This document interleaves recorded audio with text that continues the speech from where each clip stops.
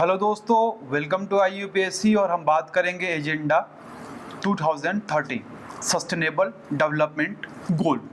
Okay, तो 2015 में, ठीक है, न्यूयॉर्क UN हेडक्वार्टर, ओके, यहाँ पे एक डिक्लेरेशन हुआ जिसमें हमें 2030 तक 17 एजेंडा तय किए गए, गोल तय किया गया, इस पे काम करेंगे। और 17 जो हमारे गोल हैं इसको 169 टारगेट्स में डिवाइड किया गया।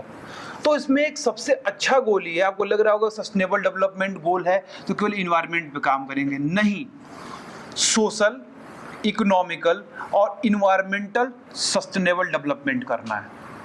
ओके, तो इसमें पहला पॉइंट ये आता है दोस्त कि इसमें हमें इरिडिकेट करना है एक्सट्रीम पॉवर्टी को। देखिए, अब यहाँ पे 17 आपको एजेंडा दिख रहे होंगे, 17 पॉइंट दिख रहे होंगे। पहली बात, कोई पॉवर्टी नहीं होनी चाहिए।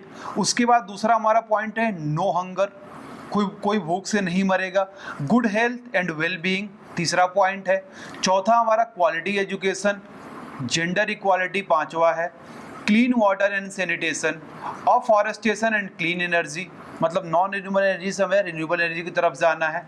Decent work and economic growth, industrial innovation and infrastructure, required inequalities. तो इस तरह से आप देख सकते हैं यहाँ पे 17 हमारे गोल सेट किए गए हैं। कब से कब के बीच में पूरा करना है? 2015 से लेकर 2030 के बीच में इसको पूरा कर लेना है, ये 17 गोल को। और इसको पूरा करने के लिए कितने टारगेट बनाए गए हैं? 169 हमारे टारगेट बनाए गए हैं, ठीक है। तो ये है हमारा एजेंडा 2030 सस्टेनेबल डेवलपमेंट गोल। अब देखिए, जो हमारे रिफ्यूजी क्राइसिस हुई या माइग्रेंट हुए, इसमें क्या प्रॉब्लम आ रही है। और यहाँ पे एक न्यूयॉर्क में, सॉरी स्पेलिंग मिस्टेक हो गया है, न्यूयॉर्क लिख दिया है।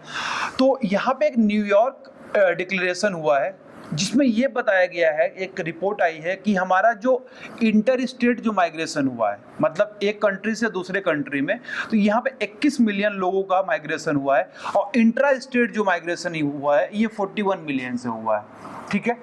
तो इसमें क्या है, जैसे आप देख सकते हैं कि सीरियन क्राइसिस हो रही है, सीरिया से लोग भाग भाग के जा रहे हैं। इसी तरह से आप बांग्लादेश में, जब 1971 में बांग्लादेश अलग हुआ, 80 लाख लोग वहाँ से भाग के आए थे, ठीक है। तो जहाँ बम पड़ेगा वहाँ लोग क्यों रहेंगे? तो ये हमारा माइग्रेशन की इशू आती है, रिफ्यूजी की इशू आती है। तो सर कमिटमेंट ये कहा गया है कि देखिए, जो वर्ल्ड में हर पांचवा बच्चा क्या है, रिफ्यूजी है वहाँ पे, तो उसको एजुकेशन नहीं मिलता जो दूसरे कंट्री में जाता। मान लीजिए वो सीरिया से हमारा गया जर्मनी में, तो जर्मनी में उसको एजुकेशन प्रोवाइड नहीं हो रही है। क्यों?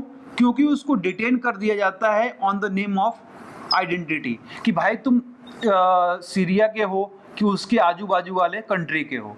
तो इस तरह से क्या है, आप डिटेन मत कीजिए, कम से कम उनको राइट टू एजुकेशन तो मिलने दीजिए। उसके बाद क्या होता है, माइग्रेशन के टाइम में क्या होता है कि जो वहाँ की लोकल कम्युनिटी होती है, वहाँ की औरतों की, जो माइग्रेंट हमारी जो रिफ्यूजी होते हैं, जो उनकी फीमेल होती हैं, उनके साथ रेप के केसेस आते हैं, जिसकी वजह से प्रॉब्लम आती है, ठीक है। उनको एक कोई सिक्योरिटी प्रोवाइड नहीं होती है, तो इसको सिक्योरिटी प्रोवाइड करने की बात कही गई है न्यूयॉर्क डिक्लेरेशन में, ठीक है। उसके बाद जो जीनोफोबिया होता है अगेंस्ट रिफ्यूजी, इसको भी प्रिवेंट करने की बात कही गई है। और जो हमारा रिफ्यूजी हैं, ये रिस्पॉन्सिबिलिटी है हमारे वर्ल्ड कम्युनिटी की to protect that refugee are migrant, okay. तो देखिए, अब यही नहीं, आप उनके औरतों की आप सुरक्षा करेंगे, बच्चों की पढ़ाई करेंगे, लेकिन कितने दिन तक आपके घर में रहेंगे, कितने दिन तक वो जर्मनी रह पाएंगे? तो जो होस्ट कंट्री है, जहाँ से रिफ्यूजी आए हैं या माइग्रेंट आए हैं, तो उस होस्ट कंट्री का आप क्या कीजिए, सोशल और इकोनॉमिकल डेवलपमेंट करने की कोशिश है, ताकि जो रिफ्यूजी आए हैं वो अपनी कंट्री में वापस जाकर अच्छे से रह पाए, सोशल इकोनॉमिकल डेवलपमेंट करें। तो ये आप ये देख सकते हैं कि कोई बाइंडिंग कमिटमेंट नहीं है। तो जब बाइंडिंग कमिटमेंट नहीं है और ये सबका काम है, तो सबका काम है, इसका मतलब किसी का काम नहीं है।